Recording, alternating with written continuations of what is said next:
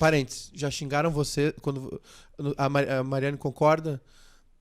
Concorda, tá por dentro também. Quantas vezes já xingaram vocês de serem pró-Rússia por terem dado essa... Não é nenhuma opinião, por ter trazido essa informação. Sabe que... Estão xingando vocês, não estão xingando vocês? Eu vou dizer assim, a gente costuma dizer que a gente não pode tratar a política como futebol. E eu acho que a gente é mais sincero no futebol do que na política, e mais realista. Por exemplo, tu é gremista, não é? Sim. Tu acha o Thiago Santos um grande volante?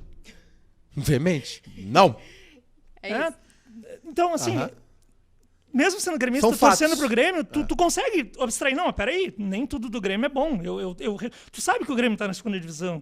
Infelizmente. Não precisa ter lembrado Acontece. também, né, professor? Então, Mas o esforço que a gente faz é esse, né? De justamente mostrar que não existem lados quando a gente tá falando de política internacional. Não existe o vilão e o mocinho. Sim, claro. Existem fatos de um lado, fatos de outro. E o que a gente tenta é sempre expor, né, o que tá acontecendo pra gente também não ser taxado de pró-Rússia ou pró-Ucrânia, porque não é o nosso papel. Não, o nosso papel é analisar o que tá acontecendo e tentar mostrar todos os lados. Porque, ultimamente, a gente tem visto também a grande participação da mídia e que a mídia é bastante parcial, né? A gente tem as linhas editoriais e cada um tenta trazer as coisas de uma forma mais de acordo com aquela linha editorial que eles seguem. Então, a gente vê muito mais essa questão de colocar a Rússia como, né, totalmente a vilã e a Ucrânia como totalmente, né, estando ali na defensiva, estando sob ataque. Mas a gente tem tentado fazer esse esforço de justamente, né, mostrar que, calma aí, vamos olhar isso aqui de fora e reconhecer que existem, né, os meios. O Grêmio tá na segunda divisão.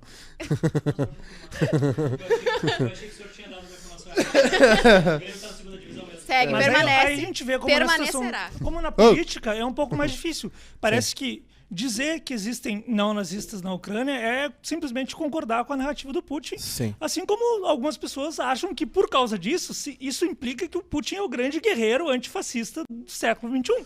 Mas Pouco é verdade. Eu interrompi vocês no momento em que Putin, chegamos no nosso limite, estamos cercados, vamos ter Exato. que agir. Então, o que precisamos? Que a Ucrânia permaneça como um país neutro. E aqui tem um ponto interessante.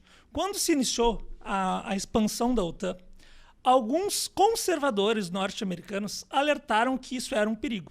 O George Kennan, que foi um secretário de Estado dos Estados Unidos que iniciou a Guerra Fria, ele foi uma das primeiras pessoas a apontar a necessidade de que os Estados Unidos contivessem o avanço da União Soviética na Europa. Então, não é um sujeito pró-russo de forma alguma. Ele deu uma entrevista já bem velhinho nos anos 90 em que ele disse: a gente está se expandindo para regiões que a gente não quer proteger e que a gente não pode proteger. E por que ele está pensando? Porque ele sabe que essa região é estratégica para a Rússia. Ele sabe que a Rússia, por ser uma grande potência, por ter uma grande capacidade militar, não vai aceitar. Só que o clima nos anos 90 era de triunfalismo da ordem dos Estados Unidos. Então a ideia é, mais ou menos, quando o time começa a ganhar tudo. Tu não aceita. A gente vê alguns times que estão sendo campeões, o torcedor fica naquela empáfia. Ele não aceita que ele perca de ninguém. Ufanista, vamos fazer estádio, vamos ganhar o mundo. Vamos lá, vamos fazer o que a gente quiser. E não pode ser assim. Ninguém é invencível. Então, alguns norte-americanos começaram a apontar: olha, aqui é perigoso, tá demais, não precisa. Não vamos ganhar nada com isso. E temos muito a perder. E ainda vamos dar uma pressionada na Rússia. Então, e a novidade talvez tenha sido que a Rússia apresentou a sua demanda de forma diplomática, pelo menos num primeiro momento. Olha, a gente quer o compromisso de que vocês não vão entrar na OTAN. Nesse sistema que eu comentei, esse sistema interestatal criado pelos europeus, a tendência de que os países façam suas reivindicações por meio da guerra. E que isso vá se sucedendo. Boa parte das guerras que aconteceram na história são guerras para reparar guerras passadas.